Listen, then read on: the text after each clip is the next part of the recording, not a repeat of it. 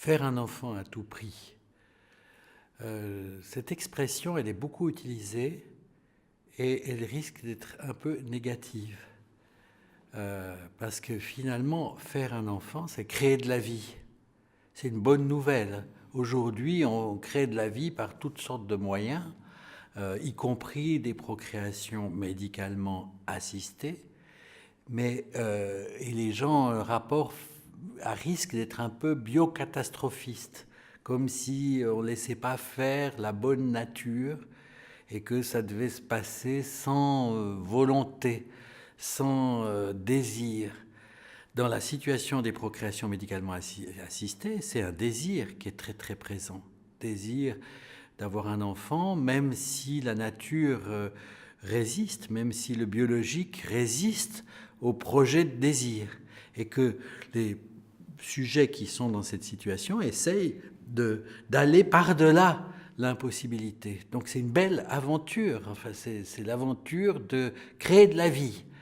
Alors bon, parfois on peut se dire, d'où vient cette expression? Parce que des fois les expressions, même que je trouve un peu négatives, un enfant à tout prix, pourquoi, d'où elle vient? Ce que je pense, c'est qu'elle peut pointer une impasse dans la volonté à tout prix de concevoir un enfant. Elle peut pointer le fait que, à vouloir à tout prix, le désir parfois n'y est plus.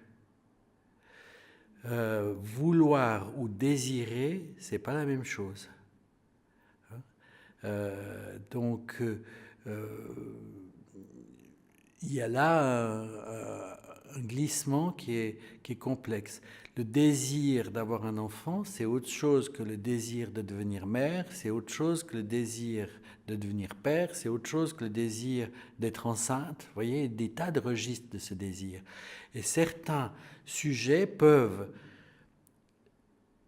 Ils sont pas... Enfin, est-ce qu'on est d'ailleurs au clair sur ce type de désir, hein? Certains sujets se retrouvent avec une volonté d'avoir un enfant, et une fois que la femme est enceinte, elle s'angoisse. C'est-à-dire que ça dépend comment chacun interprète l'infertilité, voire la stérilité. Pour certains, la stérilité, elle est vécue comme un interdit de procréer. Et à ce moment-là, de procréer malgré cet interdit, c'est comme une transgression. Et ça peut impliquer une sorte de réaction traumatique. Et des situations que j'ai vues de personnes, après des longs traitements de l'infertilité, qui ont enfin pu être enceintes et qui ont voulu interrompre la grossesse. C'est quand même une question, hein, c'est-à-dire qu'est-ce qui était voulu, qu'est-ce qui était désiré dans cette situation. En plus, on peut se demander s'il n'y a pas... Enfin, faut-il vraiment à tout prix concevoir des enfants? Enfin, on est dans une société peut-être avec des repères qui... Enfin, on est perplexe dans la situation actuelle, hein.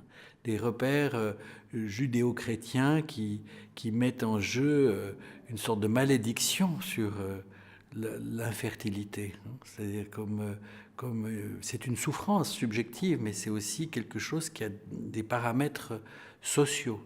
Donc là, il y a aussi une pression sociale. En même temps, comme on le sait, les sociétés développées basculent dans des taux de natalité extrêmement bas. Hein? Donc finalement, où en est-on dans le curseur entre désirer, vouloir ou devoir faire un enfant? Ces trois registres, à mon avis, doivent s'ouvrir comme un éventail pour traiter cette question d'un enfant à tout prix.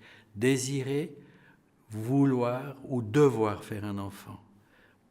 Je pense que de toute façon, créer la vie, ça dépasse chacun.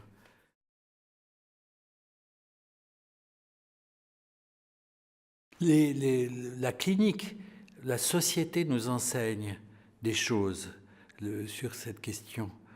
Par exemple, il y a un mouvement No Kids, de personnes qui justement ressentent une pression dans le fait de devoir procréer à tout prix, comme si le seul modèle de la femme, c'était la mère, et comme si le seul modèle du couple, c'était les parents.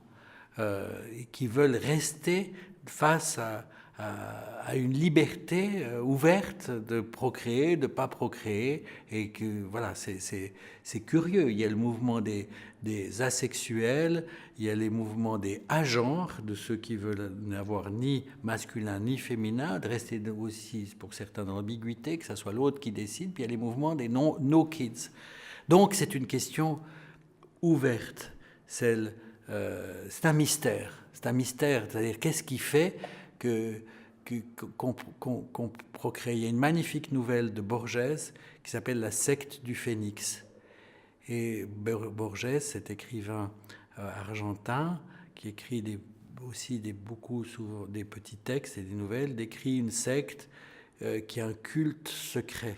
Ce culte peut se faire n'importe où, dans une porte cochère, quelque part dans la nature, tout ça. Puis on lit ce texte, on se dit, mais c'est quoi ce secret de la secte du phénix? Phénix comme quelque chose qui renaît tout le temps, hein, même de ses cendres. Et petit à petit, dans le texte, qui est toujours plein de références chez Borges, on comprend que c'est la sexualité, qui n'est pas enseignée, qui se découvre et qui dépasse certains.